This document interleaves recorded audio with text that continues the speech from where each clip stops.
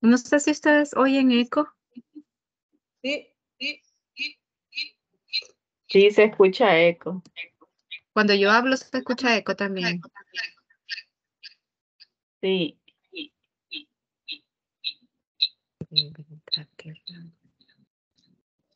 Sí, pero que... Ay, voy a salir y volver a entrar, permítame un momento.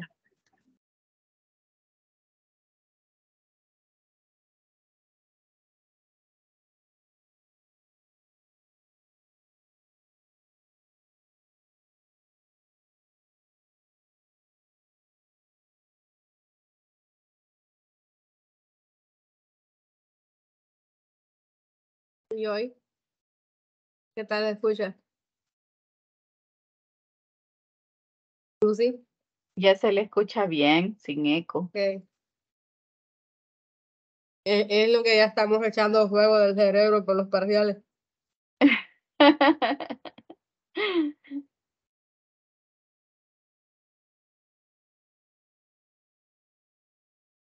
¿Y qué tal? ¿Ya hizo el parcial de hoy? No, todavía no. Ojalá que haga reunión rápido, Lali. Ujú. Hola, ¿será que ahí está mejor? Hoy sí, Sí, sí. Ay, vaya a saber qué pasaba entonces. es lo que estamos Bueno, echando fuego, tanto parcial. ay, me imagino. Ay, no. Bueno, porque es bastante lo que quiero hablar con ustedes, porque ahora estaba revisando la presentación y no, Dios mío, dije que tanto hemos visto, sí, siento que bien poquito, pero bueno, tranquilo. Poquito, ¿Y qué más? es bastante lo que hay. Sí, pero yo Y dije, ay, después de su sí, reunión vamos a hacer parcial, voy a hacer un parcial de civil, porque como no queda tiempo durante el día. sí, pero primero Dios que todo salga bien. Bueno, ojalá primero Dios que no tengamos problemas, si tenemos Con la problemas con lluvia. el internet. No, pues sí, con la mía, claro, y yo también en su parcial. Que no tengamos ningún problema con el internet. Si hay alguna cuestión de alguna no sé, que haya una interferencia, qué sé yo, me avisan, ¿verdad? Porque no vaya a ser. Perfecto, entonces vamos a ir iniciando. Em, en cuanto a los temas que hemos desarrollado en esta unidad, son temas de introducción nada más, no es propiamente ya, bueno, sí se han visto hasta ahorita, nosotros nos hemos dedicado únicamente a los primeros artículos, digamos, de la Ley Penal Juvenil. Vamos a hablar de ellos un poquito, porque no es mucho, solo es el artículo 1, que es el objeto de la ley, y el artículo 2, que son los sujetos, que es lo que estuvieron viendo la semana pasada. Quiero ver, y luego los principios, que es el artículo 4 5 eso también.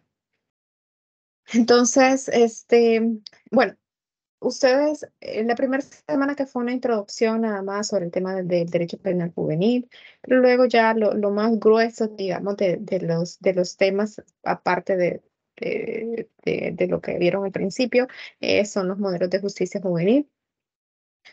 Que son los tres modelos y también las dos doctrinas, ¿verdad?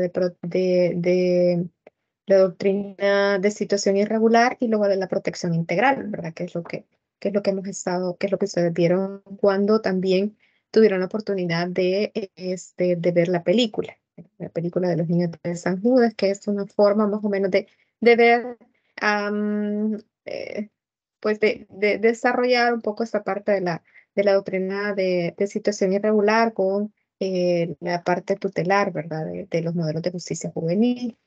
Entonces, en primer lugar, vamos a hablar acerca del modelo tutelar. Este es de los primeros modelos que se desarrollan dentro de la justicia penal juvenil.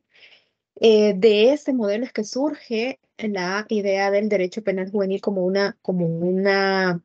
derecho aparte, ¿verdad? Como un derecho que se iba a dedicar a una legislación que se tenía que dedicar hacia aquellos adolescentes, aquellos jóvenes, aquellos menores, porque así se les llamaban en su momento, aquellos menores que habían delinquido.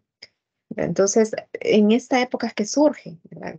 O dentro de este modelo tutelar es que surge esa diferenciación, ¿verdad? No es algo, digamos, nuevo, aunque en algunas legislaciones pues siempre se toma en cuenta el adolescente o el menor, ¿verdad? les hablo menor entre comillas, porque así les llama dentro de la legislación. En algunas legislaciones antiguas hoy se procura pues cambiarlo, ¿verdad? Ustedes saben pues que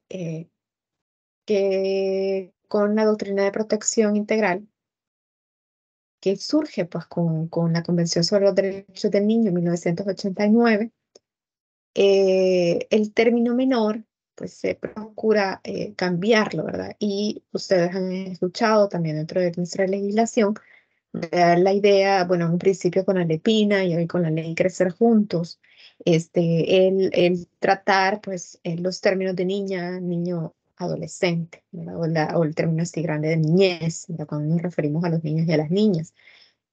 Y ya no menores, porque eso fue un término que si bien es cierto se utilizó durante mucho tiempo, se considera que es un término que discrimina. Entonces, por eso se deja de utilizar este término, ¿verdad? Podemos utilizar términos como personas menores de edad y así, ¿verdad? ¿Verdad? No es que sea prohibido completamente el utilizar esta palabra, pero sí se debe utilizar procurando no referirse a los niños, niñas y adolescentes únicamente con el menor, ¿verdad? O la menor, ¿verdad? Sino que la niña, el niño o personas menores de edad, ¿verdad? Etcétera, ¿verdad? Aunque sabemos pues, que nuestra legislación todavía vamos a encontrar esa terminología tanto en la Constitución como en la Ley Penal Juvenil. Entonces, por eso eso digamos que es una breve introducción al uso del término, ¿verdad? Que sí les quería hacer referencia. Em, pero digamos que acá, ya hablando ya del modelo tutelar, ¿verdad? Se hablaba de los menores, se decía pues que era un comportamiento desviado que existía de estos niños, bueno, más que todo de estos adolescentes, y que era necesario por parte de la sociedad curarlos. ¿Verdad? ¿Por qué? Porque formaban parte de esos marginados, digamos, o esa era la visión que se tenía, formaban parte de esos marginados, que era necesario tratarlos, curarlos, etcétera. ¿Verdad? Entonces, es visto como o necesidad pues, de reeducarlos y por eso es que se saca del ambiente familiar porque se consideraba que el ambiente familiar era el dañino, el que causaba que esta persona fuera delincuente y entonces nacen pues también los reformatorios, ¿verdad? Entonces se saca de la esfera familiar ¿verdad? al adolescente que está en conflicto con la ley, ¿verdad? El adolescente que realiza conductas antisociales, ¿verdad? Entonces acá tenemos ya el surgimiento del derecho penal, no derecho penal juvenil como es conocido en estos momentos, pero sí como la necesidad de separar, ¿verdad? La legislación de los adultos de los menores, ¿verdad? Las personas menores de edad. ¿Verdad? Entonces, aquí pues estamos con esa, la separación de los niños y jóvenes de las influencias corruptas de los criminales adultos, por eso es la existencia de los reformatorios. El juez era un buen padre de familia, ¿verdad? Que debía pues de decidir sobre qué se iba a hacer con aquella persona o aquellos adolescentes que habían delinquido. ¿Verdad? Había un programa reeducativo porque se refería a la enseñanza, a la religión, ¿verdad? Había mucha influencia de la religión también, estamos hablando de antes de 1950, ¿verdad? Con este tratamiento de los adolescentes. Bueno, por lo que les mencionaba, ¿verdad? El número 4, ¿verdad? Estos debían ser separados del ambiente nocivo, por eso es que se separaba de su familia y no era necesario, pues, como el fin era la reeducación en un principio, ¿verdad? No era necesario que se contemplara el respeto mínimo de las garantías legales. ¿Por qué? Porque lo que había que hacer era curar, ¿verdad? Se consideraba al adolescente como alguien que estuviese enfermo, ¿verdad? La necesidad de la sociedad de curarlo. En este momento todavía el adolescente no era visto como un objeto de derechos, ¿verdad? Por eso es que no hablamos de garantías. Era un objeto, ¿verdad? Por eso era el objeto que había que tratar, el objeto que había que curar. Después de eso, empezamos con el modelo educativo, el modelo permisivo, que es de 1955 hacia acá. Se da esa transición dentro del estado de bienestar, pero el estado de bienestar social, es decir, el estado papá. ¿Se acuerdan? No sé si ustedes en alguna de las materias que han estudiado hasta el momento han visto esa etapa del estado, el Estado papá, el Estado que cuida, el Estado que da educación, el Estado que da salud, el Estado que da vivienda, ¿verdad? Que el Estado que tiene que cuidar, ¿verdad? A sus ciudadanos, ¿verdad? Los que se encuentran dentro de su territorio. Entonces, acá ya cambia la idea de tener, pues, el juez un sistema de justicia, sino que había que impedir que los adolescentes que estuvieran en conflicto con la ley ingresaran a un sistema de justicia penal. ¿Verdad? Y acá lo que se considera importante era que la familia realmente se preocupara también por el adolescente. Entonces, se procura que haya una menor participación del Estado, menor participación del sistema de justicia penal. ¿Para qué? Para que sea en sí pues, la familia la que procure educar al adolescente, que es a quien, según el modelo, le correspondía. ¿Verdad? Entonces, siempre hay una diferencia o se procura una diferencia entre aquellos adolescentes o aquellos niños y adolescentes que estuvieran en conflicto con la ley de aquellos que eran abandonados, huérfanos o en situación de peligro. ¿Verdad? No había esa diferenciación, ¿verdad? Por eso que veamos a reformatorio, ¿verdad? El reformatorio que surge en el modelo anterior, que ahí iban todos, pues. No solamente aquel que estuviera en conflicto con la ley, sino que también aquellas personas que no había o no tenían familia y tenían que institucionalizarse. Bueno, entonces, eh, bueno, acá no hubo mayor resultado, siempre se mantuvo al adolescente como objeto del derecho, no cambia esa perspectiva.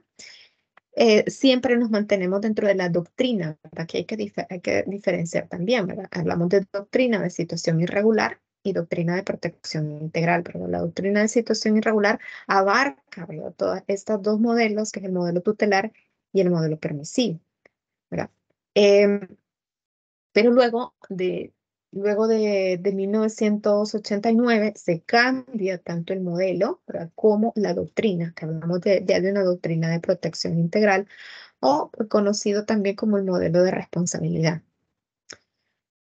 Este modelo se entiende, ¿verdad?, que los adolescentes van a ser titulares de sus derechos, que los adolescentes dejan de ser vistos como un objeto de protección a ser sujetos de derechos. Y entonces, como son sujetos de derechos, van a gozar de los mismos derechos que tienen los adultos, tanto en su vida normal, ¿verdad?, como si están sometidos a un proceso, pero con un extra más, porque estamos hablando de adolescentes. Entonces, los adultos, ustedes saben que dentro del proceso penal van a tener diferentes garantías, diferentes derechos, cuando se les imputó un delito, y los adolescentes también van a tener esos mismos derechos, pero como un plus, ¿verdad? Pero mejor dicho, adicionándole sus propios derechos, que como niños, como adolescentes, van a tener o tienen, mejor dicho, al ser titulares de derechos, ¿verdad? Entonces, en este caso, entonces ya se habla que la administración de justicia siempre debe de ser separada, siempre debe de haber un régimen especial, como lo señala nuestra Constitución, pero esta administración debe de ser más rápida, más ágil. Y por eso encontramos dentro de nuestra ley penal juvenil que el proceso penal de adolescentes es un poco más rápido. Si bien es cierto, los primeros términos, digamos, los primeros términos de, de investigación, podríamos decir que son casi parecidos, pero el proceso penal juvenil, de acuerdo a nuestra legislación, ¿verdad?, debe de someterse y debe de realizarse en un periodo no mayor de 150 días, no menor de 160 días, digamos, si quisiéramos exagerar, ¿verdad? Eso es lo que se debería de entender. Y pues que la búsqueda siempre es la educación del adolescente, la búsqueda también es la responsabilidad del adolescente, ¿verdad? Y dotar al adolescente que está sometido a un proceso penal, dotarlo pues de todas las garantías que son requeridas. Y de un régimen especial. Es decir, vamos a estar hablando de un juez especial, ¿verdad? Fiscales especiales, investigadores especiales, defensores especiales. Es decir, que conozcan de los derechos de los niños, niñas y adolescentes, que conozcan del régimen del derecho penal. También se toma en cuenta la edad mínima de responsabilidad penal para las personas menores de edad, es decir, que se debe de verificar cuál va a ser esa edad mínima, la penal, de acuerdo pues, a la legislación y de acuerdo a la política criminal que quiera seguir cada uno de los estados. Es decir, si para el caso de El Salvador, por ejemplo, la edad mínima penal o la edad mínima de responsabilidad penal son los 12 años de edad. Menos de 12 años de edad, los niños son inimputables. ¿Verdad? No se puede responsabilizar penalmente porque así lo ha establecido el legislador y así lo ha establecido El Salvador como tal. ¿Verdad? Hay otros estados en los cuales consideran que la edad mínima de responsabilidad penal va a ser 14 años, otros 16 años y así. ¿Verdad? Bueno, acá sí se empieza a diferenciar ya los niños, niñas y adolescentes que han sido vulnerados en sus derechos de aquellos niños, bueno, de aquellos adolescentes más que todo, que han infringido la ley. Es decir, aquellos se separa o se debe de diferenciar aquellos niños que han cometido un hecho delictivo, mejor dicho, perdónenme acá, aquellos adolescentes que han cometido un hecho delictivo de aquellos que, por ejemplo, se encuentran en una situación de riesgo, o de aquellos que han sufrido una vulneración a sus derechos, o, por ejemplo, de aquellos que han sido víctimas de algún delito también. ¿Verdad? Entonces se debe diferenciar, no podemos meterlos a todos en un solo saco, por decirlo así. El principio de mínima intervención del Estado también está presente, ¿verdad? Es decir, el Estado debe de procurar intervenir lo menos posible en cuanto a la regulación de conductas que van a estar prohibidas por la ley, ¿verdad? Para los adolescentes o la inclusión de estos en ciertas conductas que no tendrían por qué regularse. ¿Verdad? Y aquí, pues, como ya los mencioné, ¿verdad? El niño y adolescente visto como sujeto de derecho. Lo primero que se dice. Bueno, entonces este modelo, junto con la doctrina de protección integral, busca pues el reconocimiento y promoción de los derechos de los adolescentes, ¿verdad? Para el caso, su importante división en niñez y adolescencia como etapa del desarrollo de una persona, por eso hablamos niños, niñas y adolescentes, asimismo el establecimiento del límite de la edad en que el Estado puede intervenir, ¿verdad? En cuanto a la penalización de conductas de este sector, ¿verdad? Y pues que el adolescente también se responsabilice de sus actos, ¿verdad? Esta digamos que es una de las principales búsquedas del derecho penal juvenil, ¿verdad? La responsabilidad del adolescente. Digamos un poco el cambio de visión de nuestra justicia, porque estamos hablando de una justicia retributiva, ¿verdad? Ustedes, eso es lo que han estudiado ciclos anteriores, de esta justicia retributiva en cuanto que una persona que cometió un hecho delictivo, pues tiene que ser sancionada. A una persona que cometió un hecho delictivo, si se le comprueba, pues va a tener que cumplir una pena.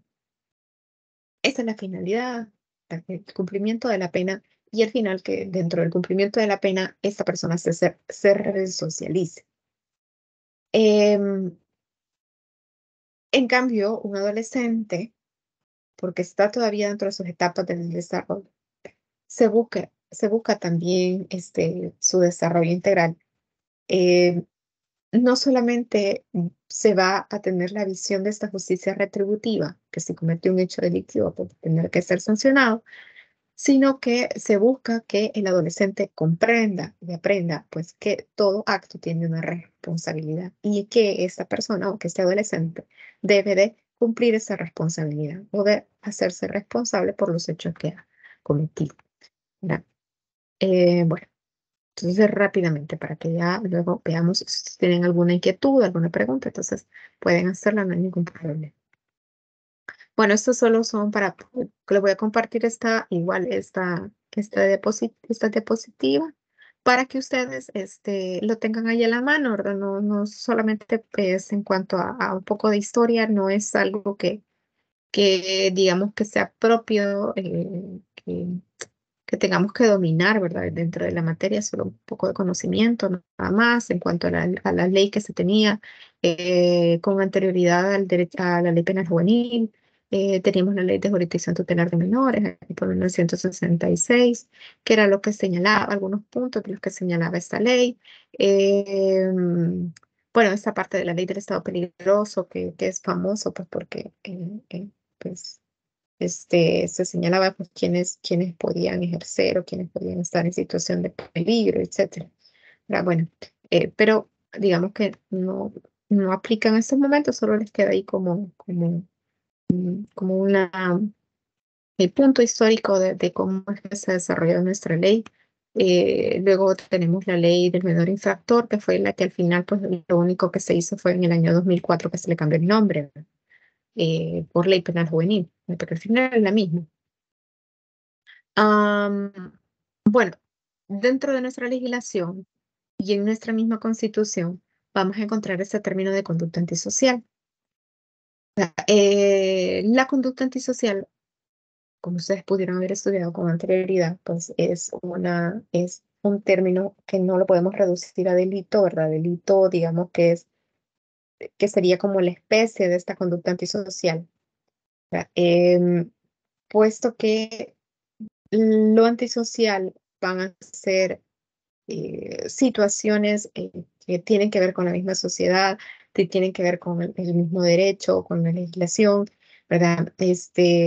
Pero que en nuestra legislación, pues en algunos casos puede considerarse hasta como sinónimo, aunque en realidad una conducta antisocial realmente vista como un concepto más amplio, como el género, digamos, y luego cuando hablamos de delito, pues podríamos decir que es la especie, sin embargo, es considerada dentro de nuestra legislación, como les repito, como un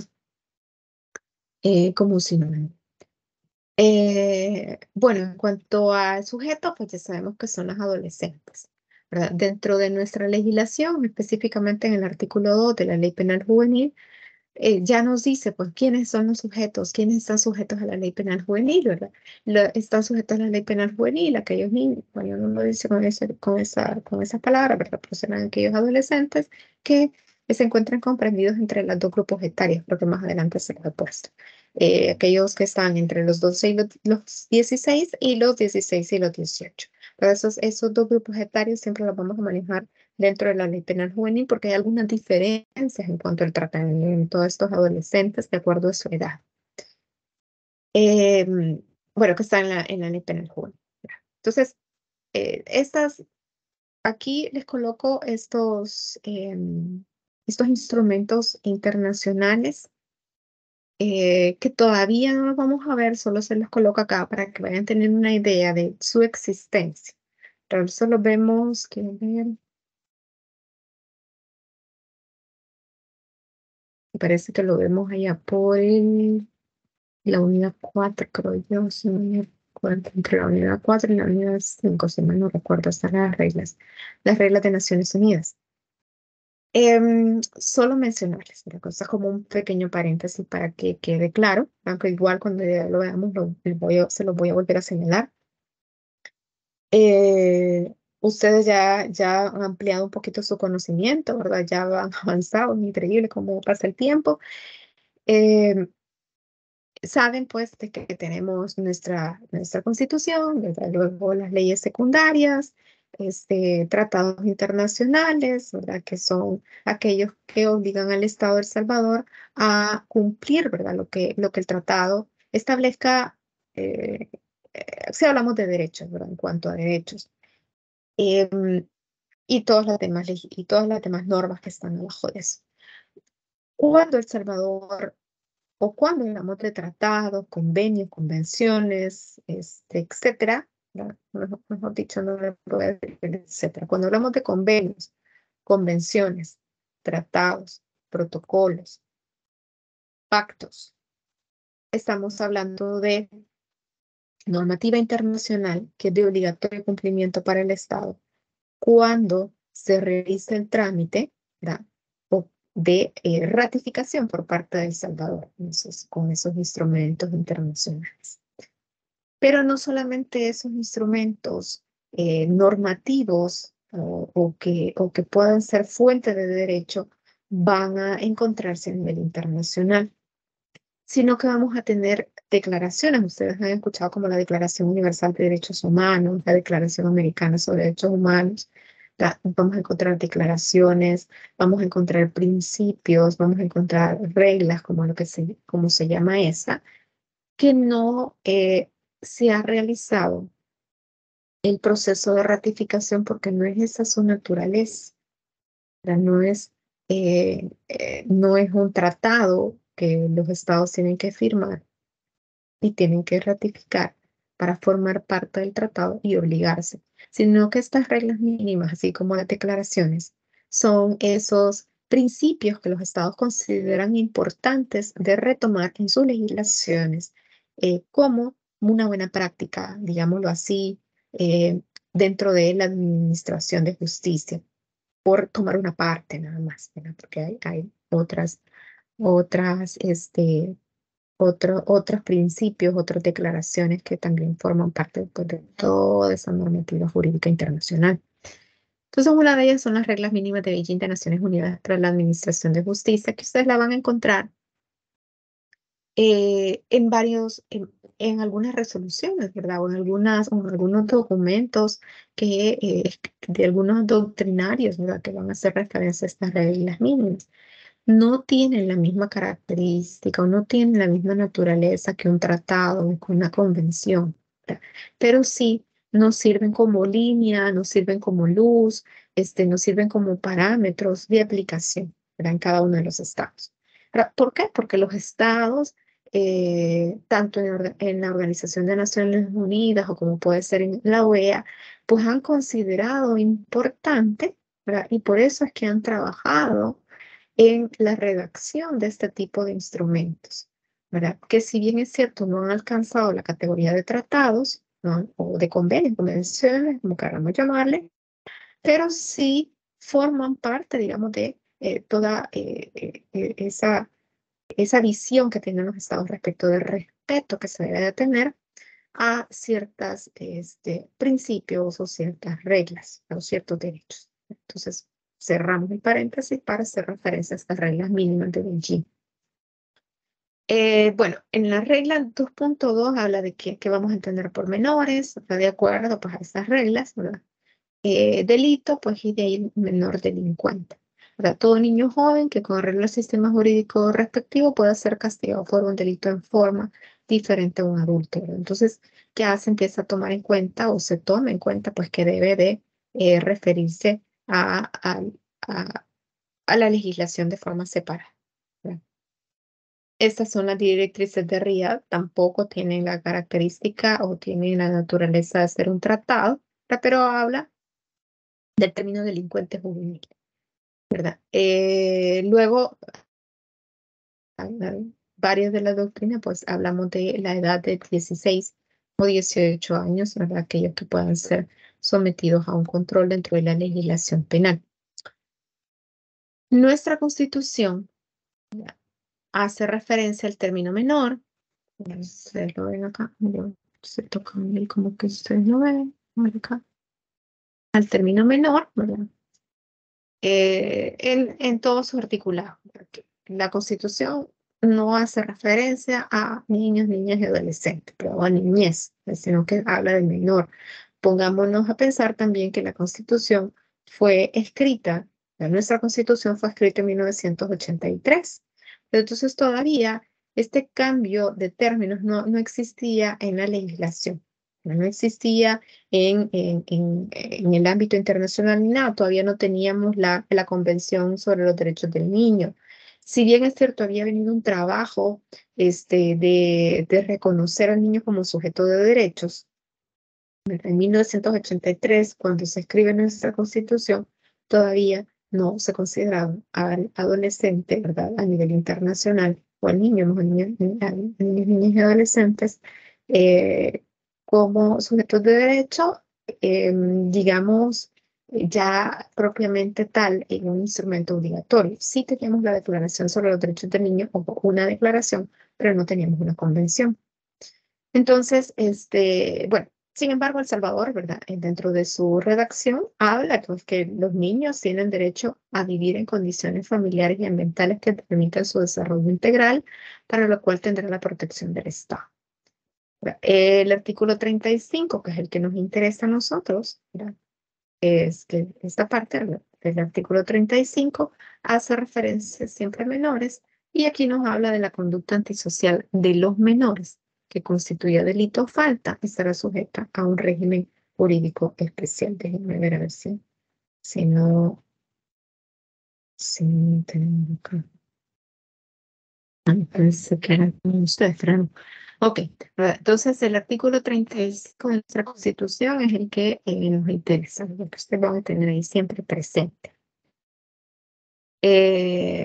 Bueno, en cuanto a la edad, ¿verdad? El artículo 71 de la Constitución nos habla que todos son ciudadanos salvadoreños los menores de 18 años de edad, ¿verdad? Es decir, que nosotros en El Salvador se adquiere la mayoría de edad a partir de los 18. Y el artículo 17 del Código Penal nos dice que los menores de esta edad, o sea, los menores de 18 años de edad, estarán sujetos a un régimen especial. La ley Crecer Juntos nos establece por qué los niños y niñas es hasta cumplir los 12 años de edad, y la adolescencia es desde los 12 hasta los 18 años de edad. Entonces, prácticamente cuando nos referimos a quiénes son los sujetos a la ley penal juvenil, estamos hablando de los adolescentes. No estamos hablando de acuerdo al término que se utiliza en nuestra legislación, niños y niñas, sino que estamos hablando de adolescentes. ¿Por qué? Porque tienen más de 12 años de edad. Y esa es la edad mínima penal que tiene nuestro país y que ha decidido nuestros legisladores para poder penalizar, pues, mejor dicho, para poder procesar o para poder imputarle un delito a una persona que es menor de 18 años de edad. Entonces, como les mencionaba, a la Ley Penal Juvenil se le cambia el nombre en el año 2004, pasa de ser Ley del Menor Infractor, que era así como se le conocía, así como ese era el nombre de la ley, antes del año 2004. Bueno, Derecho Penal Juvenil, entonces, Derecho Penal más el Juvenil, entonces hacemos referencia a qué es lo que que vamos a tener como marco normativo. Bueno, dentro del Derecho Penal, tenemos la Constitución, los tratados internacionales de derechos humanos, en cuanto al proceso, ¿verdad? Las garantías procesales, el Código Penal y sus leyes especiales. Aquí está esto mal. Bueno, sus leyes especiales. Pero ya cuando hablamos de derecho penal juvenil, tenemos que agregarle ese plus. El plus que hablamos, ¿verdad? En cuanto a las garantías, en cuanto a derechos. Ya no solamente hablamos de Constitución, Tratados Internacionales de Derechos Humanos, el Código Penal y sus leyes especiales, sino que también hablamos, aparte de la Constitución, podríamos hablar del Código de Familia, Ley Crecer Juntos, ahora sí tiene un nombre bien largo, pero se lo vamos a llamar como Ley Crecer Juntos, la Ley de Vigilancia y Control de Ejecución de Medidas al Menor, ¿verdad? Y todo el derecho internacional de niños y de adolescencia, ¿verdad? Tomando en cuenta la Convención sobre los Derechos del Niño y estas otras reglas de Naciones Unidas referidas a los adolescentes. Porque ahí les va a quedar estas reglas, todavía no las vamos a leer, todavía no las vamos a estudiar, las vamos a ver más adelante. Porque no recuerdo con exactitud. Creo que la otra unidad, ya, bueno, disculpa que ahorita sí que me estoy un poquito perdida en cuanto a en qué unidad se las he puesto. Porque no son parte, estas reglas no son parte del diseño instruccional, pero siempre las pongo para que menos tengamos una idea de su existencia. ¿Ok? Porque es importante que conozcamos de la existencia, porque si ustedes se dedican a esta área, ¿verdad? Si ustedes se dedican al derecho penal y en su momento llegan a dedicarse al derecho penal juvenil, tienen que saber que existe esta normativa, que si bien es cierto, no son tratados internacionales, pero sí se toman en cuenta al momento de resolver por nuestros jueces. ¿Verdad? Entonces, usted puede, dentro de sus escritos de petición, hacer referencia a estas reglas. Entonces, si bien es cierto, no está dentro del diseño, yo siempre las procuro meter, digamos, para tal vez no hacer un estudio pues, que digamos, extenso, ¿verdad? Sobre esto, pero que sí tengamos idea de su existencia, o sea, la existencia que les menciono. Entonces aquí solo les pongo los nombres, no lo estamos viendo en esta unidad, pues ya estamos para hacer el examen, no lo vamos a tocar en esta unidad, lo tocamos más adelante. Solo sepan de que ahí están y que sí, y pueden, en su momento, pues, buscar, si ustedes gustan igual, yo se las subo. Porque si no le subo es la ley, pues la ley penal juvenil, porque eso sí lo tienen que tener ustedes en su mano o comprarla o bajarla de la página. Estas porque a veces cuesta encontrarlas digamos, en internet, pero igual si ponen el nombre completo, generalmente lo encuentran. Entonces, digamos, derecho penal juvenil, vamos a tener el derecho penal, ¿verdad? Como sí, el que se aplica a los adultos, más un bloque normativo de la protección integral, ¿verdad? Porque estamos hablando pues, de ese cambio de paradigma de la doctrina de situación irregular a la doctrina de protección integral, ¿verdad? Con las legislaciones a nivel internacional respecto de la protección que merecen los niños, niñas y adolescentes. Bueno, rápidamente, en cuanto a la edad mínima penal, a nivel internacional, pues solo se sugiere por parte de algunos organismos, como es el Comité de los Derechos del Niño, que es un comité dentro de Naciones, un comité, digamos, a nivel de Naciones Unidas sobre la protección de los derechos del niño, derivada de la Convención sobre los Derechos del Niño, que sugiere como tal que la edad mínima penal sea entre los 14 y los 16 años. Eh, y que señala pues este mismo comité que no es recomendable que que se imputen, que sean imputables, mejor dicho, las personas que sean menores de 12 años de edad, ¿verdad? Entonces, bajo esas ideas, pues hay unos estados, ¿verdad? No hay a nivel internacional, digamos, algo que nos indique con exactitud, mire, la edad mínima penal tiene que ser esta, pero eso sí sugiere. Entonces hay una diferencia a nivel internacional en cuanto a cuál es la edad mínima. El Salvador, como hemos escuchado, lo que ustedes pudieron haber visto, son los 12 años de edad, ¿verdad? Entonces tenemos ejemplos de 7 años, 8 años, 11 años, bueno, 10 años por acá, 12 años, aquí está El Salvador, ¿verdad? 13 años, 14 años y pues Argentina con 16 años. En cuanto a Argentina, le ha tocado corregir mucha de su legislación. Y quizás por eso es que Argentina en la realidad es un poquito más protectora, porque hubieron muchas fallas en cuanto al tratamiento de los adolescentes que habían cometido hechos delictivos y que eran procesados penalmente y que incluso se encontraban ya en centros de detención, ¿verdad? Para adolescentes. Y hubieron muchas vulneraciones a derechos humanos, hubieron varios casos en contra de Argentina que se llevaron ante la Corte Interamericana de Derechos Humanos y eso generó pues un cambio en la legislación de Argentina. Entonces, probablemente por eso vamos a encontrar mucha protección en la legislación argentina. O por lo menos que Argentina ha tomado en cuenta pues esas resoluciones a nivel internacional para corregir pues, los errores que ha cometido en el pasado. Bueno, vamos a avanzar un poco con esto. Y bueno, otra de las características que vamos a encontrar dentro del derecho penal juvenil es la especialización, para que además, pues que no es solo que tengamos una ley especial, ¿verdad?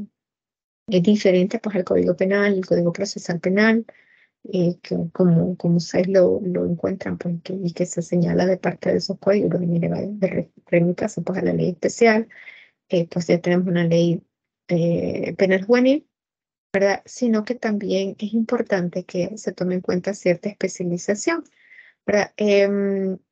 Pues tenemos garantías que se dan dentro del proceso, ¿verdad? Un régimen jurídico especial, como lo señala la misma Constitución, pero que debe de traerse, digamos, al proceso penal juvenil. Entonces, tenemos ley, procedimientos, procesos, ¿verdad? Instituciones, pero también tenemos estos enfoques de especialización sustanciales. Es decir, vamos a tener autoridades,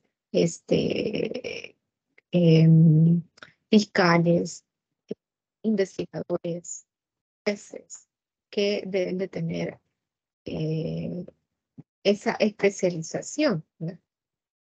Sensibilidad al momento de tratar a los adolescentes que han cometido un hecho delictivo, eh, un respeto por los principios rectores del derecho penal juvenil y por el tratamiento, obviamente, hacia los adolescentes, ¿verdad? Porque no son adultos los que han delinquido, sino que son adolescentes. Que si bien es cierto, podemos tener la idea o alguna idea, o puede tenerse una idea, pues, de que bueno, son tan crueles que cometen hechos delictivos, incluso más escandalosos o más despiadados que un adulto. Podemos encontrar adolescentes de 16 años que han descuartizado, que han mutilado, etcétera. Es decir, que han participado en hechos delictivos bastante, digamos, crueles, ¿verdad? Pero no por eso podemos decir que esta ley general, ¿verdad? Que la ley penal juvenil se puede tratar por eso, o sea, debe de subirse el nivel, digamos, de represión o de castigo, porque también nos encontramos, porque acuérdense que las leyes son las leyes de aplicación general, ¿verdad? Todas nuestras leyes son leyes de aplicación general, no tenemos ninguna ley concreta, ¿verdad? Entonces sería inconstitucional. Entonces, eh, tenemos adolescentes también que se encuentran en conflicto con la ley, em, pero por hechos, digamos que no son tan horrorosos como el que recién les acabo de plantear. Y si elevamos el nivel de represión en la legislación, nos olvidamos de que estamos hablando todavía de adolescentes. Pero entonces, pues está, digamos, esas diferentes posturas, ¿verdad? Y en algunos pueden ser razonables, ¿verdad? Pueden ser razonables y decir, mire, si la participación de los adolescentes a veces es tal, porque pues, que estamos hablando de sicarios, etcétera. Pero por otro lado, tenemos adolescentes que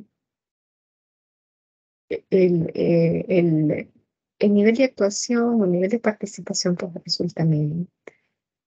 Am, Aparte pues de todos aquellos pues que de acuerdo al lugar donde se han encontrado, de acuerdo al nivel a la situación de riesgo en que se han encontrado, pues han participado en hechos delictivos, ¿verdad? Y eso no lo podemos negar, mucho menos en nuestro país, ¿verdad? Ok, bueno. Aquí hablamos, pues ya señalamos el régimen jurídico especial, y esto también lo ha señalado pues la Declaración Universal de Derechos Humanos, la Declaración Internacional sobre los Derechos del Niño. Estamos hablando de declaraciones, pero ahí están. La Convención sobre los Derechos del Niño, que esta sí es una convención que está ratificada por El Salvador, es decir, El Salvador lo tiene que cumplir de forma obligatoria, ¿verdad?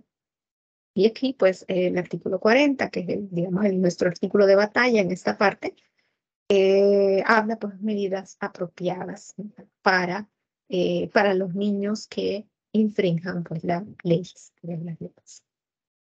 Bueno, volvemos a retomar las reglas de Beijing sobre una especialización policial, ¿verdad? Que no puede ser cualquier agente, sino que tienen que ser aquellos que tengan cierta capacitación para el trato de los adolescentes.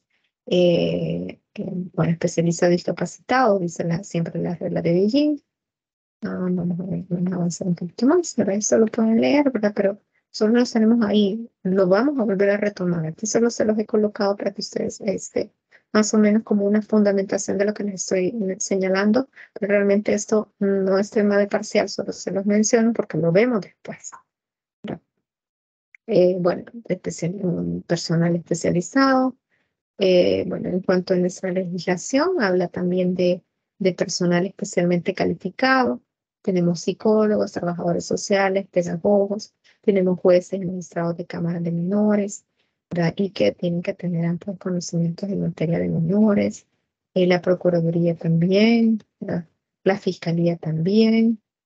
Bueno, aquí en cuanto a los centros de internamiento, ¿verdad? La Ley Penal Juvenil nos habla también de personal capacitado en el área social, pedagógica y legal, ¿verdad? También es muy importante.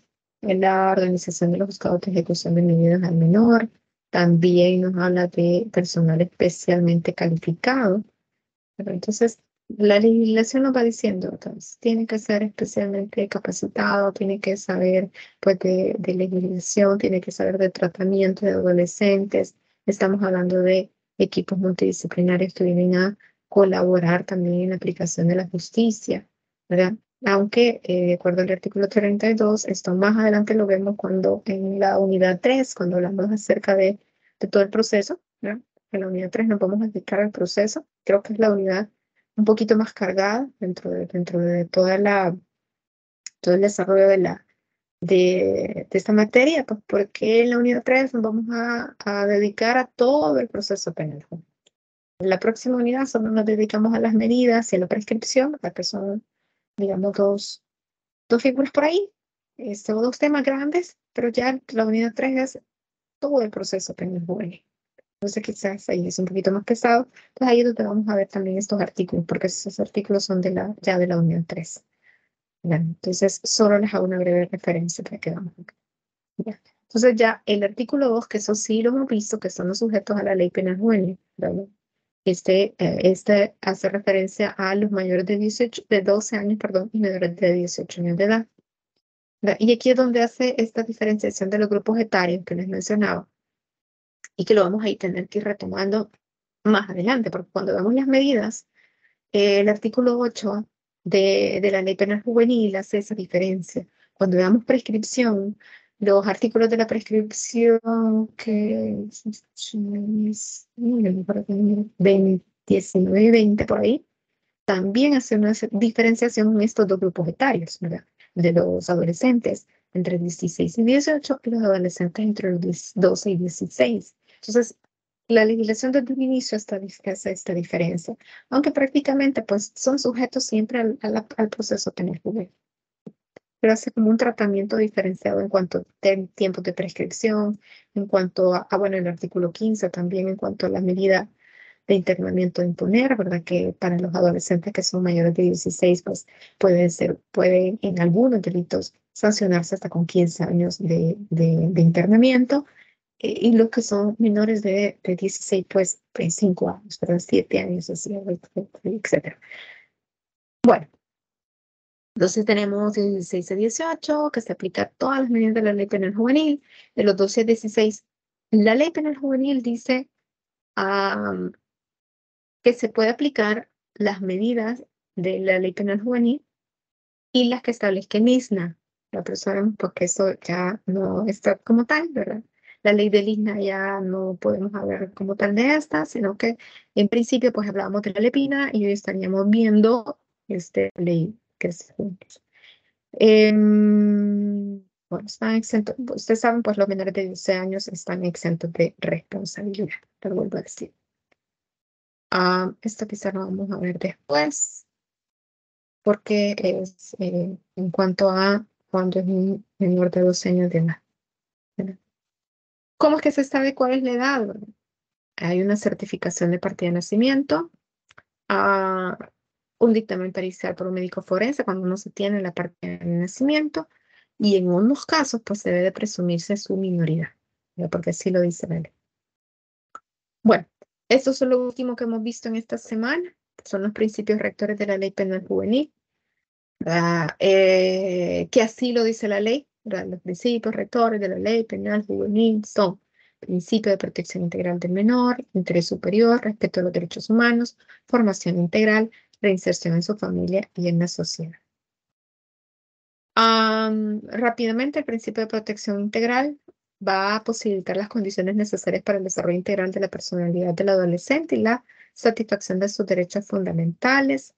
No debe de, o debe de buscarse, porque estamos hablando de protección integral del adolescente, es decir, que realmente se procure por parte de todas las instituciones y por parte de la comunidad y la misma familia que el adolescente pueda cumplir todas sus necesidades, es decir, cumplir todos sus derechos fundamentales, recreación, salud, educación, etcétera. Todo lo que podemos encontrar dentro de am, todo lo que podemos encontrar dentro de la ley que tenemos juntos, si queremos decirlo. Bueno, y tenemos que limitar al mínimo las intervenciones institucionalizantes, es decir, institucionales a los adolescentes, es decir, que se encuentren en centros de internamiento, en centros de resguardo. Eso es lo que, digamos que dice este principio. El principio de interés superior, este es un principio bastante interesante porque se debe de tomar en cuenta al adolescente y cuando un funcionario va a decidir sobre algo que va a tener alguna repercusión o alguna incidencia en el niño, en la niña, en el adolescente, siempre debe de tomarse en cuenta cuál es, digamos, qué es lo mejor para el niño. ¿Qué es lo mejor para el adolescente cuando cuando se tiene que tomar alguna decisión? Todas las actuaciones deben de estar siempre encaminadas al principio del interés superior. ¿Verdad? Es decir, el interés sobre la protección integral, sobre el desarrollo del adolescente siempre va a ser superior al interés, por ejemplo, de los padres, ¿verdad? Cuando se tenga que decidir algo. ¿Verdad? Siempre prima qué es lo que le conviene al niño o adolescente. Es decir, este principio de interés superior no solamente se aplica en materia penal juvenil, ¿verdad? Sino que se aplica en materia de en materia de niñez y adolescencia. ¿Por qué? Porque es un sujeto de derechos. Entonces, y porque todo lo que le suceda, pues va a venir a tener algún tipo de incidencia en su desarrollo. Entonces, tenemos la definición en el artículo 12 de la ley Crecer Juntos, y creo que está ahí dentro de las apuntes de clase, creo que se las copié, me parece. Y si no, ustedes pueden irse a la ley Crecer Juntos en el artículo 12, también está en el artículo 3 de la Convención sobre los Derechos del Niño. Bueno, el principio de respeto a los derechos humanos, debemos de tomar en cuenta las características de los derechos humanos que son inherentes, necesarios, inalienables, imprescriptibles, universales, indivisibles, interdependientes y progresivos. Es decir, los derechos humanos son inherentes al ser humano. No se pueden vender, no prescriben, ¿verdad? Son para todos y son interdependientes. Es decir, no podemos hablar del derecho a la vida si yo no tengo derecho a la salud. No podemos hablar del derecho a la educación si yo no tengo derecho a la alimentación, porque qué niño mal alimentado va a poder tener una buena educación. Por el otro lado, ¿verdad? Digamos qué persona, qué niño, qué niña, qué adolescente que no puede tener acceso a la salud, que si se enferma no puede recibir ningún tipo de medicamento, vamos a poder decir que realmente está gozando de un derecho a la vida. Entonces, por eso hablamos de que son interdependientes. Y progresivos, pues porque, bueno, en primer lugar, cuando hablamos de niños, niñas, adolescentes, pues los derechos pues van avanzando, pues no podemos decir que un niño digamos, un niño de 3, 5 años tiene derecho al trabajo, ¿verdad? Sino que van avanzando. Y lo otro es que cuando hablamos de derechos humanos y la progresividad de los derechos es que cuando los estados reconocen ciertos derechos, como el derecho a la vida que mencionamos, pues no puede decir, bueno, más adelante, mire, ya no reconozco el derecho a la vida. No puede quitarnos ese derecho, sino que tiene que ir progresando. Y no vamos a hablar únicamente del derecho a la vida, sino que el derecho a una vida digna. ¿Por qué? Porque el derecho a la vida únicamente implicaría pues que a mí se me respete, que no me maten, que el Estado me proteja, que nadie me la muerte. Si hablamos del derecho a la vida digna, porque yo tengo derecho también a tener agua potable cerca, ¿verdad? En mi casa. Tengo derecho a tener una vivienda digna, ¿verdad? Que me proteja de las inclemencias del tiempo. Tengo derecho, pues, a tener una educación, etcétera. Entonces, va como progresando. Ustedes han escuchado de esto. Bueno, entonces, como ya hablamos del adolescente, ¿verdad? Como sujeto de derechos, como titular de derechos y obligaciones, entonces, dentro de la doctrina de protección integral y derechos humanos, se dividen estos en 4 grupos, que ustedes recordarán y que habrán leído dentro de los apuntes de clases, que son los derechos de supervivencia, los derechos de protección, los derechos de desarrollo y los derechos de participación. ¿Verdad? Que antes, con la Lepina, estaban claramente determinados en los diferentes, creo que eran títulos o capítulos, no me acuerdo cómo le habían puesto la Lepina, pero estaban claramente, ¿verdad? En la Lepina nosotros encontramos derechos de supervivencia, son estos. Ahora, pues no están muy claros en la ley de crecer juntos, pero ahí están. Están, no es que se han ido, no es que se los hayan quitado a los adolescentes, ahí están, pero no están, digamos, tan diferenciados como los trata la doctrina de protección integral de derechos humanos. Entonces, si hablamos de derechos de supervivencia, aquellos que son necesarios para el desarrollo de una vida digna, los derechos de protección, que aquellos que protegen a los adolescentes cuando pues, se encuentran en alguna situación de riesgo, los de desarrollo, pues aquellos que permiten su pleno desarrollo integral, comunicación, recreación, cultura, etc. Y los de participación, pues aquellos que van a promover el ejercicio de derechos del ciudadano, ¿verdad? Aunque realmente no podemos hablar del derecho al voto, pero sí podemos hablar de derechos como la libertad de expresión, ¿verdad? O la de asociación, que sí lo tienen, ¿no? Los niños, niñas y adolescentes. El otro principio que ustedes han estudiado esta semana, pues es el principio de la formación integral del menor, ¿verdad? Así lo llama la Ley Penal Juvenil, y que debe educar su pleno desarrollo físico, ¿verdad? La educación y la socialización de los niños, niñas y adolescentes.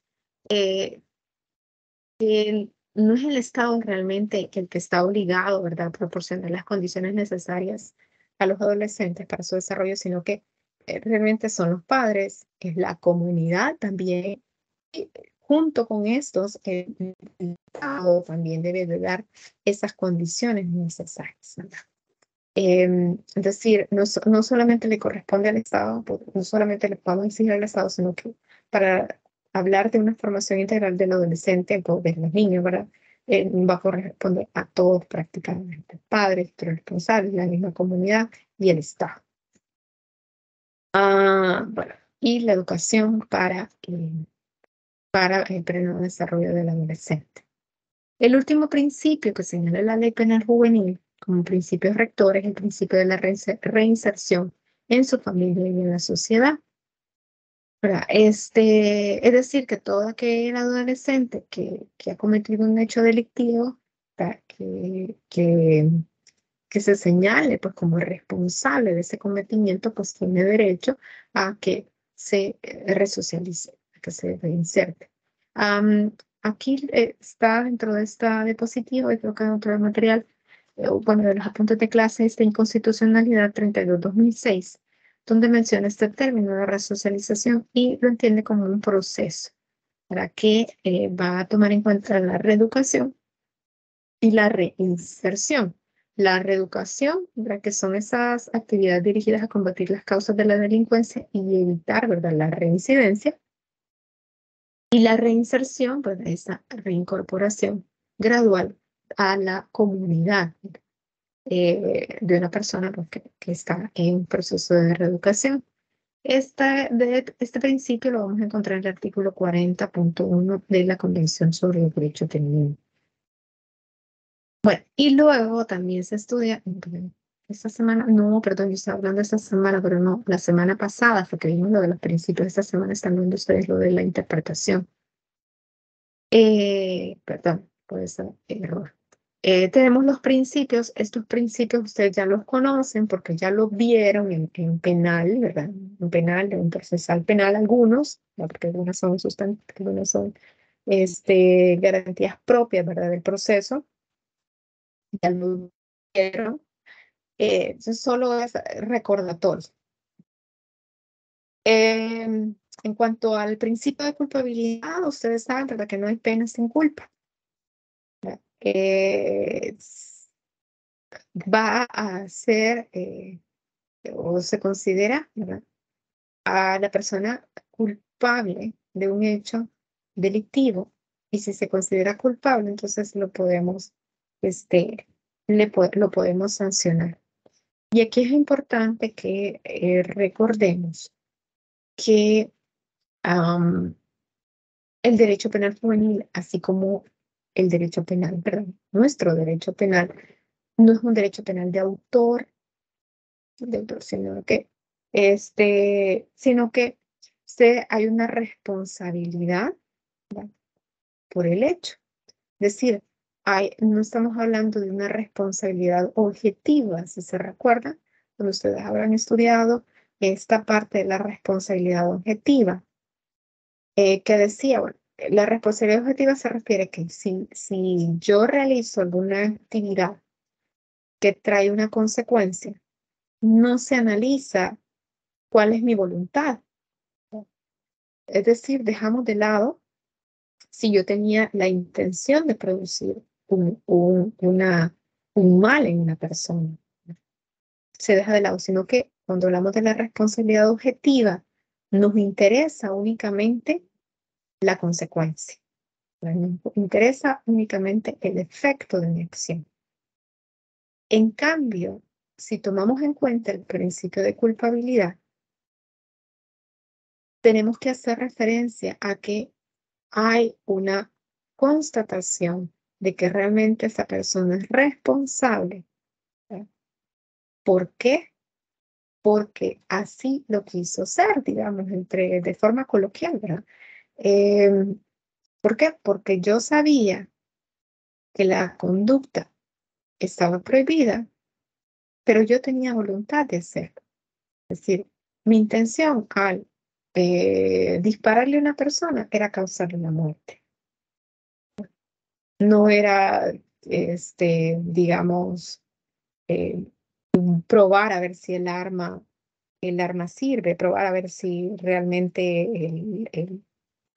la bala pues le puede causar la muerte, sino que si yo le dirijo el disparo pues hacia la cabeza de una persona o hacia alguno de sus órganos vitales, pues ya se sabe que le voy a causar la muerte, ¿verdad? Entonces, eso es lo que se toma en cuenta tanto en el derecho penal de adultos como en el derecho penal juvenil, ¿verdad? Eh, no es la responsabilidad objetiva, sino que estamos hablando ya propiamente tal de la aplicación del principio de culpabilidad. Tenemos el principio de humanidad también, pues que a todos, no solamente al adolescente, sino que a todas las personas deben de tratarse como con humanidad. Entonces no debe de realizarse ningún hecho que pueda causarle algún perjuicio. El principio de legalidad también, ¿verdad? Ustedes ya lo conocen, no hay crimen ni pena sin ley, ¿verdad? O sea, tiene que establecerse en la legislación cuál es la conducta prohibida y si la persona comete la conducta prohibida, cuál va a ser su sanción. El principio de mínima intervención del Estado, ¿verdad? Que no todas las conductas deben de estar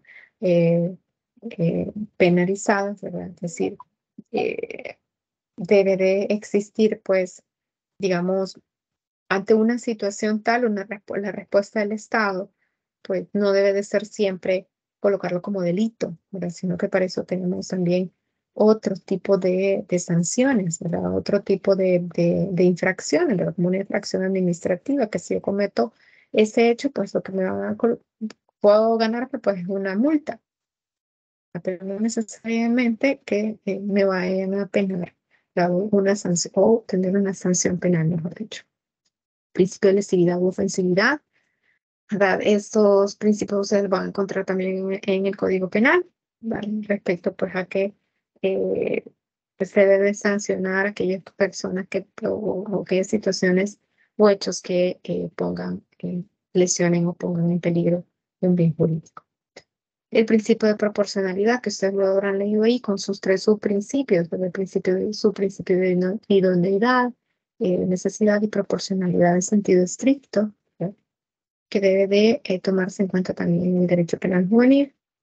Y digamos que digamos que es el que nos diferencia un poco, que es el de igualdad y tratamiento legal diferenciado, porque esto no lo tenemos en materia penal de adultos, ¿verdad? El régimen especial. Este de régimen especial se da por los compromisos internacionales del Estado, ¿verdad? El Salvador, que ha tenido con las convenciones, pero también por el mismo artículo 35 de la Constitución.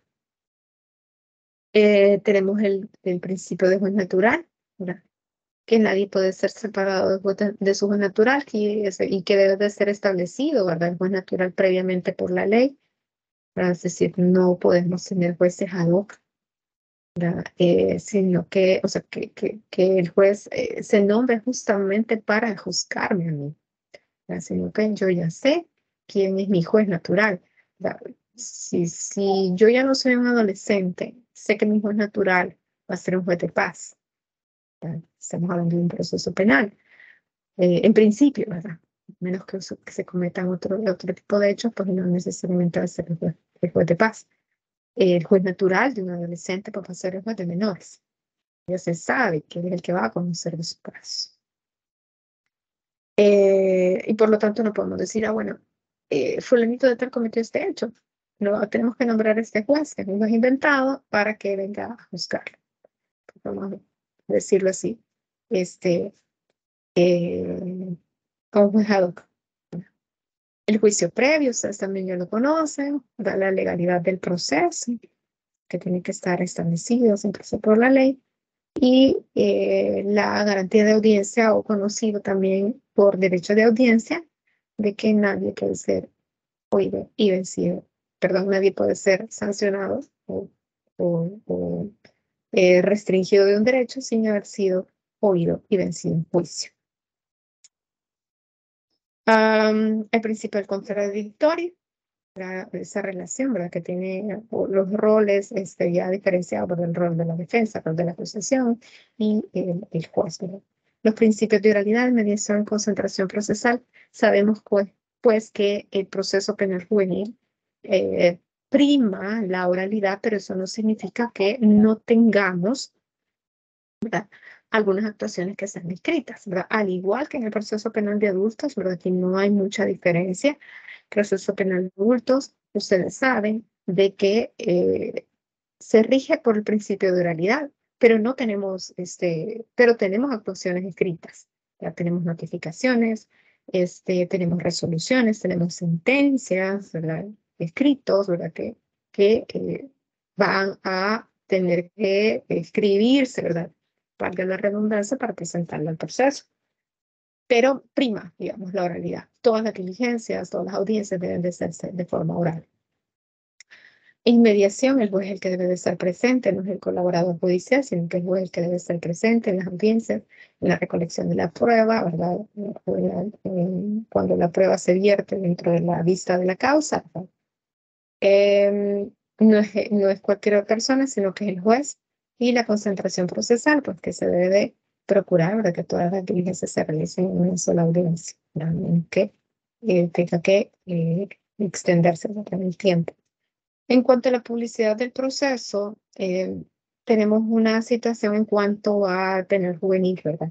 Las actuaciones penal dentro del proceso penal juvenil únicamente pueden ser accedidas por las partes. Hay una especie de cuidado, digamos, en cuanto a la publicidad, ¿verdad? No se puede decir o no se puede publicar quién es el adolescente, mucho menos una fotografía, ¿verdad? Eso lo vamos a ver más adelante también. Bueno, tenemos la presunción de inocencia, ustedes ya la conocen, la inviolabilidad de la defensa, que creo, no sé, bueno, que aquí también es importante decirlo en cuanto a la inviolabilidad de la defensa, que se sabe porque es un técnico, pero no cualquier técnico, sino que aquel que conozca derecho penal y específicamente derecho penal juvenil. Bueno, el principio de impugnación, ¿verdad? Que pueda presentarse, tener acceso pues, a presentar un recurso, y la excepcionalidad de la detención eh, como último recurso. Bueno, estos son los derechos que se van a encontrar en el artículo 5 de la Ley Penal Juvenil. ya que están relacionados con estos principios. Únicamente se los muestro acá, ustedes igual lo tienen ahí acceso. Esto es un ejemplo de lo que hablábamos acerca de la publicidad. Eso lo vemos más adelante. O sea, aquí se los dejo, les estoy mostrando toda la diapositiva para que ustedes lo tengan acá, pero esto lo vemos más adelante. Pero sí tiene relación con esto para que ustedes, si gustan darle una, una ojeada, pero por favor tomen en cuenta que esto no va en el parcial. Ok. Y luego recuérdense que también dentro del parcial tenemos la interpretación, que es el último tema de esta semana, para las diferentes tipos de interpretación que hay, ¿verdad? Que con eso no se agota. Tenemos la gramatical, tenemos la histórica, la genética. O sea, solo procuren tener claridad en cuál es la diferencia entre cada una, ¿verdad? De ellas. Y ya, con eso tendríamos todo el material para su parcial, ¿verdad? Entonces, yo les comparto esta diapositiva. Tomen en cuenta lo que les he estado diciendo en estos momentos, ¿verdad? Que algunas cuestiones que están dentro de la diapositiva no van específicamente para este parcial, porque lo vamos a ver más adelante. Pero sí está relacionada, digamos, como nos sirve como fundamentación de los puntos que hemos estado desarrollando durante estas semanas. Consultas, comentarios, hasta acá he procurado hacerles lo más sencillo posible y lo más rápido posible toda esta parte de lo que hemos estudiado, ¿verdad? Comentarios, preguntas, hasta acá todavía tenemos tiempo, tendremos unos 10 minutos quizás, antes de que se tengan que retirar, pues algunos que tienen parcial, yo sé.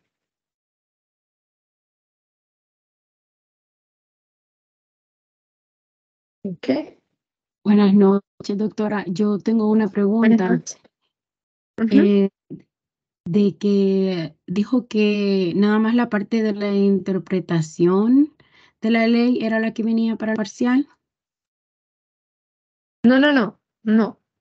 No, tienen que, toda esta parte de lo que hemos visto, todo lo que hemos visto en esta unidad, que son los modelos, ¿verdad? La doctrina de protección integral, la doctrina de situación irregular, los tres modelos, los sujetos, las personas sujetas a la ley, que es el artículo 2 de la ley penal juvenil, ver, los principios que son los que vimos la semana pasada, de que los hemos visto así rápidamente, ¿verdad? Principios rectores y los otros principios sustantivos, principios y garantías sustantivas del derecho penal juvenil. Eso también es material para el examen. Y lo último de la interpretación, ¿verdad? Que eso sí no está en la diapositiva, pero que sepan que sí va para el parcial. ¿Qué es lo que nos interesa de la interpretación? Únicamente saber diferenciar cuáles son los tipos de interpretación que hay, ¿verdad? Ah, ok. Gracias, no la había Ujú. entendido. Ah, no, sí, viene entonces. Así sí, por favor. No se les vaya a olvidar porque no sé que para el momento del examen me digan, no, solo va a salir y no.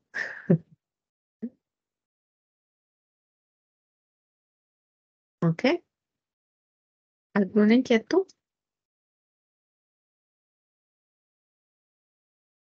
¿Estamos claros? Claro.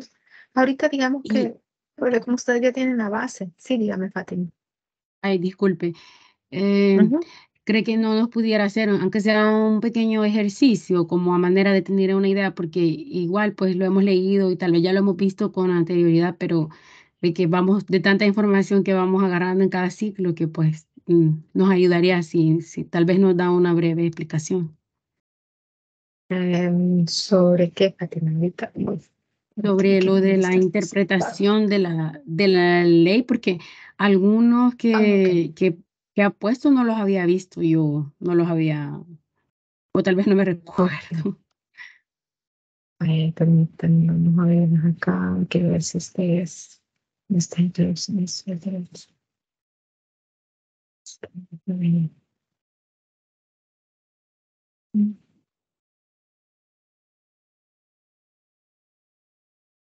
Veamos acá, ¿qué tenemos?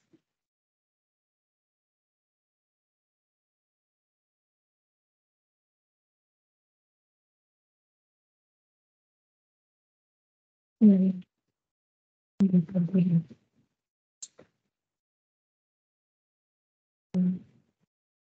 Ok.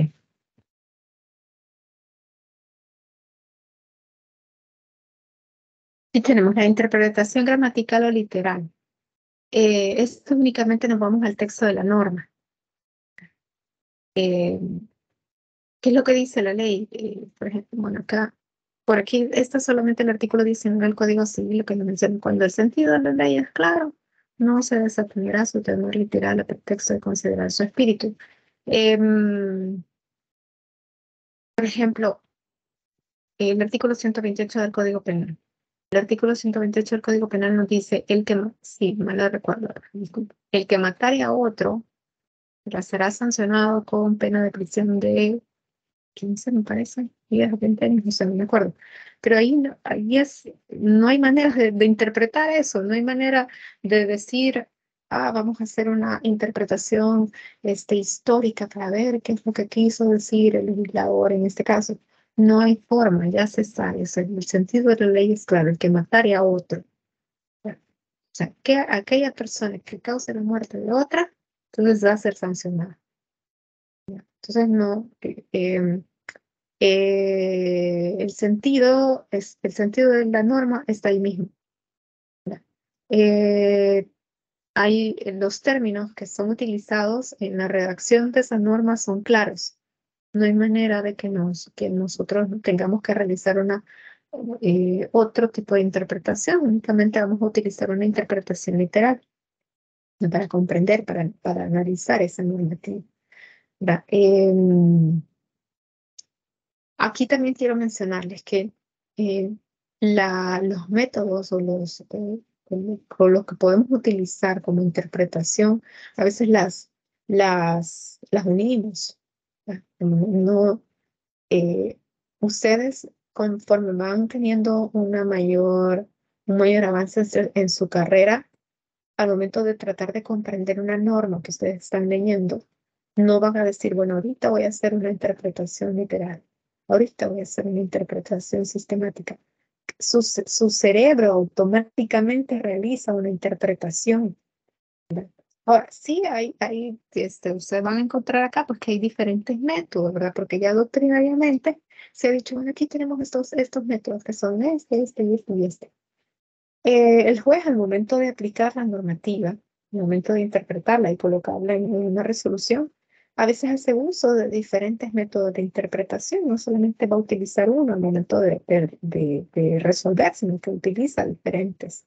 Pero puede utilizar un sistemático, puede utilizar el mismo gramatical o literal, porque así está la norma y no hay manera de confundirnos, no hay manera de tener que irnos más allá en cuanto al entendimiento de la norma. Ahora, el sistemático, aquí nos dice, comprende el sentido de la norma de acuerdo con su relación con otras normas. Eh, Vamos a ver algún artículo del Código Penal que nos ayude. A veces tenemos algunos delitos que es necesario que nos vayamos hacia otra normativa. Algunos delitos de derecho privado, por ejemplo, perdón, de patrimonio privado, por ejemplo, que nos hable, digamos, de una evasión de impuestos, por ejemplo, ¿qué voy a entender por impuesto? Entonces, cuando el legislador, o perdón, cuando el aplicador del derecho está utilizando ese artículo, ¿verdad? Para resolver un caso, bueno, encuentra que una evasión de impuestos, ese delito. Ok, pero ¿qué es impuesto?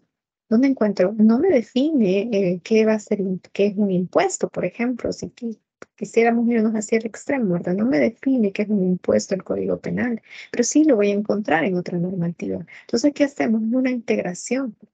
¿Qué es lo que hace? Es una integración de normas para lograr comprender qué es lo que nos ha querido decir el legislador en este caso. Entonces hacemos una interpretación sistemática, que generalmente esta es la más utilizada a veces por nuestros aplicadores de justicia. ¿Ya? Ahora, como hacemos una interpretación sistemática y como podemos estar utilizando diferentes legislaciones y a veces las legislaciones pueden querer resolver una misma cosa, pero nosotros decimos, bueno, pero aquí esta dice una cosa y esta dice otra, esta ley dice esta norma dice esta cosa y esta norma dice otra. Entonces, al parecer nos encontramos frente a antinomias, ¿verdad? Frente a normas que se contrarían entre sí. No estamos hablando de la Constitución, ¿verdad? Con normas secundarias, porque ya sabemos que contra la Constitución, pues ya, si la Constitución dice una cosa y una ley secundaria dice lo contrario, pues ya sabemos que prima siempre la Constitución. Estamos hablando de normas o de normativas que tienen en principio el mismo rango. ¿Verdad? O en principio, eso es lo que podríamos encontrar. Entonces, ¿qué criterios vamos a utilizar para esto, ¿verdad? Dentro de esta interpretación sistemática? Usted ya lo sabe, pero el criterio jerárquico, el cronológico y el de especialidad. Tenemos el jerárquico. Norma superior prevalece sobre la inferior, que es el que les hablaba acerca de la Constitución y la ley. Pero ahí no hay de dónde perdernos. Pero, por ejemplo, que tuviéramos la ley y tuviéramos un reglamento.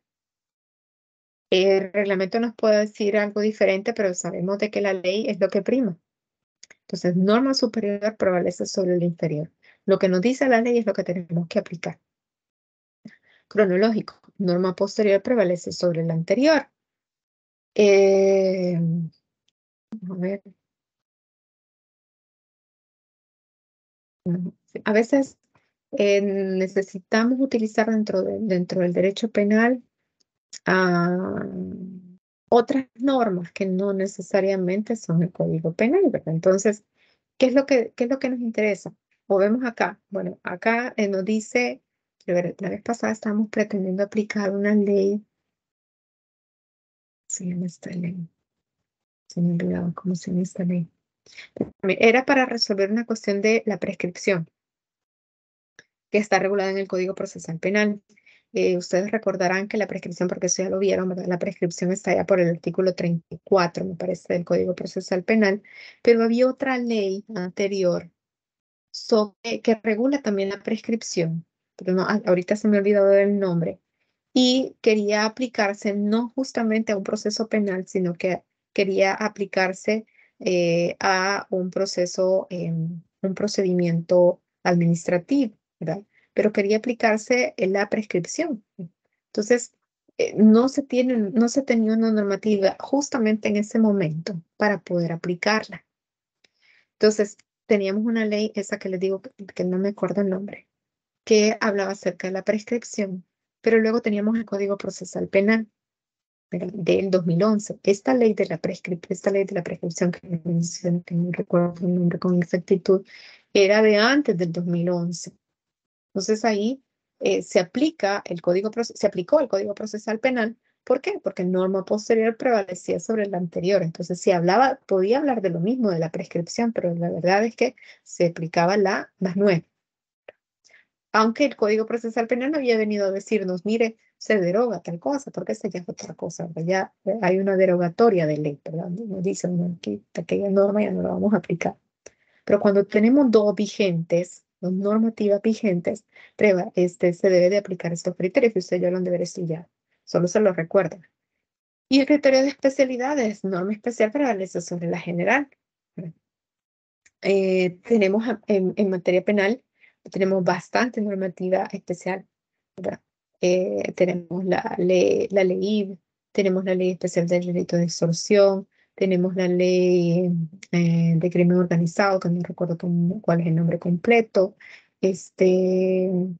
Tenemos incluso la ley de bancos, ¿verdad? Que ahí nos va a establecer algunos delitos. Tenemos la ley de infracciones aduaneras también, la que nos va a establecer algunos delitos. Pero entonces, siempre la norma especial va a prevalecer sobre la norma general. Si hay algo que sea diferente al Código Penal o al Código Procesal Penal que se esté señalando en estas leyes especiales, ¿verdad? Siempre va a prevalecer la ley especial. Pero entonces, ¿qué es lo que va a hacer el buscador o qué es lo que vamos a hacer nosotros al momento de interpretar la normativa? Vamos a tomar en cuenta estos criterios cuando encontremos algunas normas que puedan contradecirse. Luego, la interpretación histórica, aquí lo que nos preguntamos es qué es lo que quería decirnos qué es lo que quería decir el legislador, ¿verdad? Entonces, esta interpretación histórica realmente es utilizada bueno, se ha utilizado bastante en materia de constitucional, ¿verdad? ¿Qué es lo que quería decir el constituyente, ¿verdad? Al momento de redactar esta norma? Eso es lo que a veces ha utilizado la Sala de lo Constitucional para, para poder establecer, ¿verdad? O para poder realizar la interpretación. Y aquí se hace la diferencia. Es decir, la interpretación genética se refiere a circunstancias, condiciones materiales y sociales en las que se emitió la norma, ¿verdad? O sea, qué es lo que sucedió en este momento para poder dar origen a la normativa, ¿verdad? Se consideran trabajos preparatorios, debate parlamentario, dictámenes y exposición de motivos. Y mientras que la interpretación histórica es la forma en cómo se ha entendido la norma en distintas épocas, ¿verdad? Se habla de precedentes legislativos y jurisprudenciales. ¿Cómo es que se entendía esta figura en tal momento, ¿verdad? Y cómo se entendía podemos traernos esa forma de entenderla hacia la actualidad para ver si todavía la podemos aplicar. Diferente es la interpretación genética, que es qué fue lo que pasó, por qué es que se creó esta norma. Por ejemplo, en el caso de la ley especial de delitos de extorsión. Antes del 2005, bueno, por ahí, la extorsión sí se daba, ¿verdad? Sí se daba, pero vimos que era mínimo, mínimo. Era un delito que hasta costaba probar, ¿verdad? Bueno, como es que cualquiera va a venir a decirle, mire, si no me da tal cosa, yo lo voy a venir a matar, o corre en riesgo su vida, etcétera. Entonces, sin embargo, así como el delito de secuestro, ¿verdad? Allá por el 2001, más o menos, o antes, quizás no recuerdo muy bien, la extorsión viene y empieza a repuntar.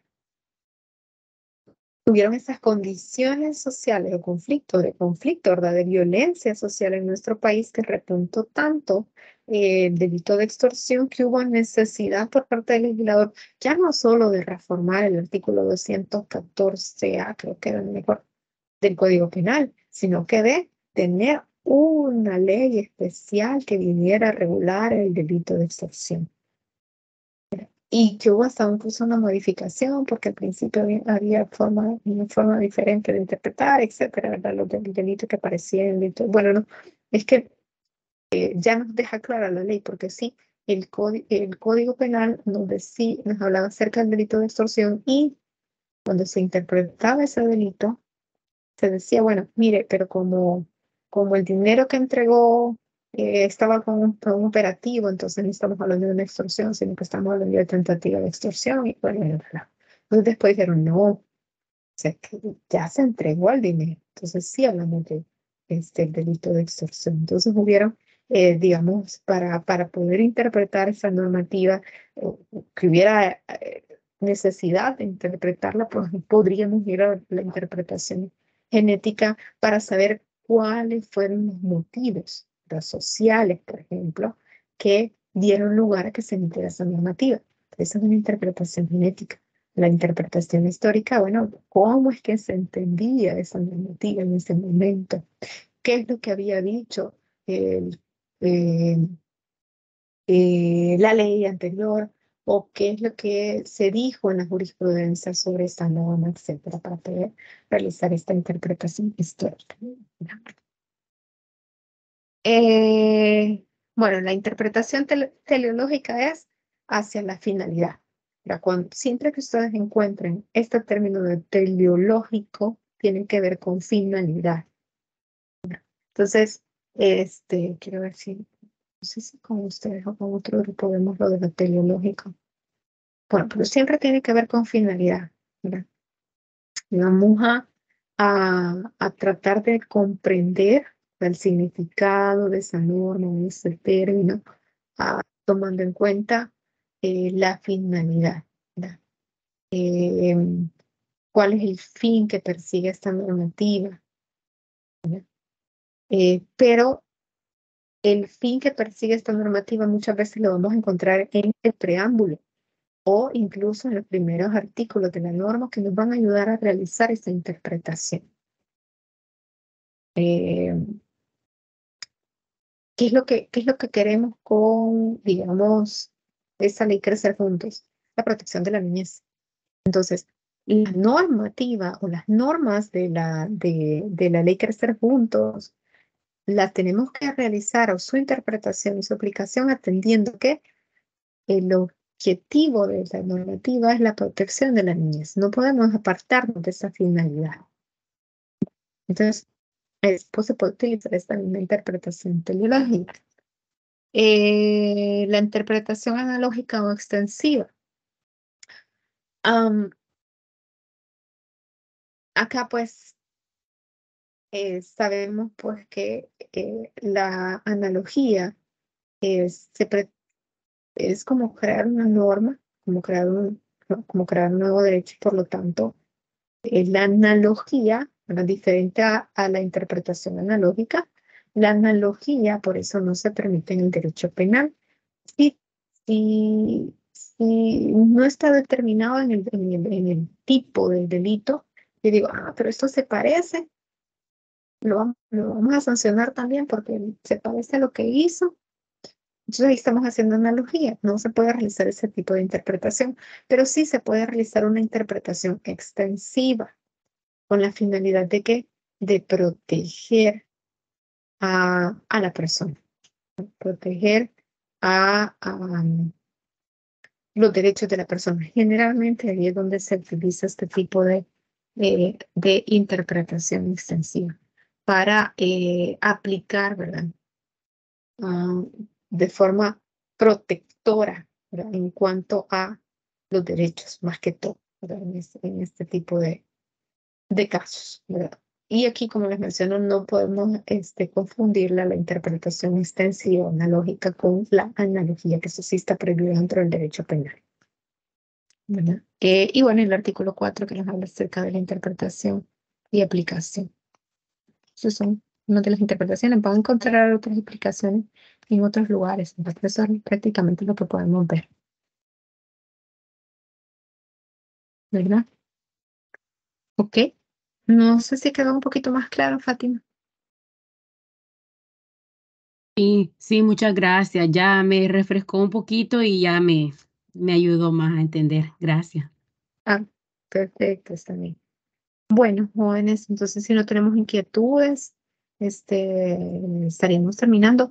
Sí les pediría de favor que estén pendientes, ¿verdad? El día lunes me parece que es el parcial, si mal no recuerdo, 28 el lunes, ¿verdad? Bueno, sí, lunes. Entonces, ese día es el parcial.